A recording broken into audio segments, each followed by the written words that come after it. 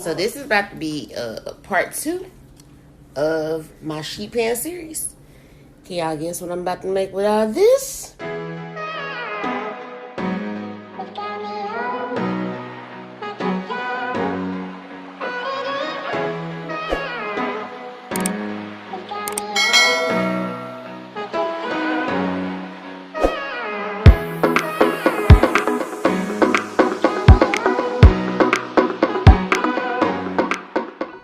Today we're gonna do sheet pan crispy cheddar pork chops, and I will have all the ingredients listed down below, and so we can go ahead and just get started. Now I got my vegetables, so I'm gonna cut those up, and then I'm gonna set them off to the side, and then we'll go to the next step. So after you get your potatoes cut up, you want to get them quartered, and you want to get your Brussels sprout halved. You're gonna get your eggs and milk, and we're gonna combine them in a shallow dish, and then we're gonna combine our breadcrumbs and our cheese in a shallow dish, and yeah, I'll be right back. What you're gonna do is you're gonna get your eggs and milk, and you're going to mix those together. Then you're gonna get your breadcrumbs and cheese and mix these together. I used the garlic herb breadcrumbs just because I wanted to give it a little bit more kick. And I don't know if I mentioned already, but you should have preheated your oven to 450 degrees.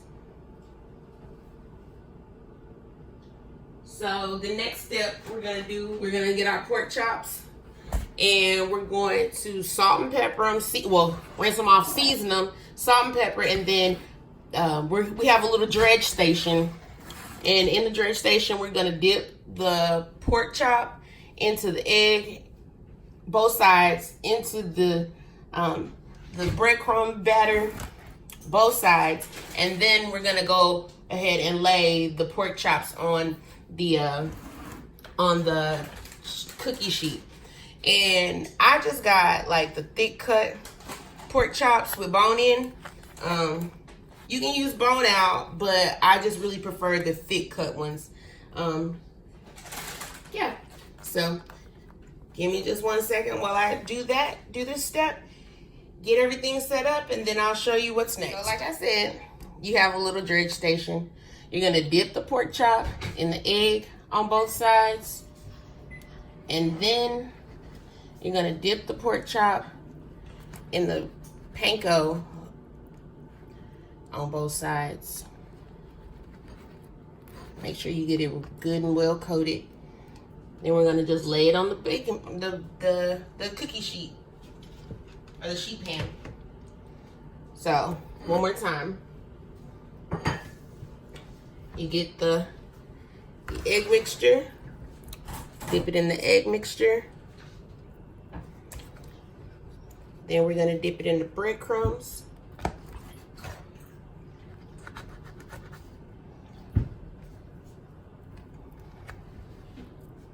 Then we're gonna lay it on the cookie sheet. So it should look something like this. Oh, sorry. So it should look something like this once you're laying it on the cookie sheet. Show y'all something. So this was the batter. Oh, let's see my tripod leg. So that was the batter that I dipped. Sheesh. That was the batter that I dipped the pork chops in. Now I used 2 cups of breadcrumbs and 2 cups of cheese. But after looking at this, I feel like I just wasted a whole bunch of stuff. So don't be like me and use 1 cup of breadcrumbs, 1 cup of cheese. And if it's not enough, you can always go back and make more. So like now I have to throw this away because it's been contaminated by me. And yeah, I feel really wasteful right now. So like I said, don't be like me and just use a little bit at a time.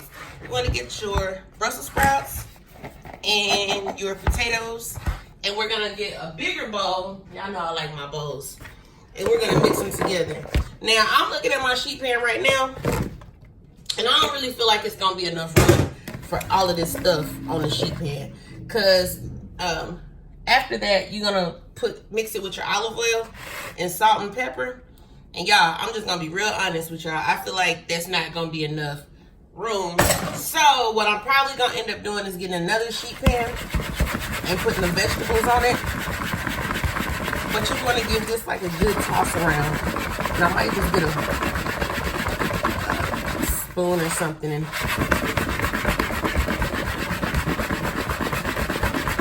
toss it around.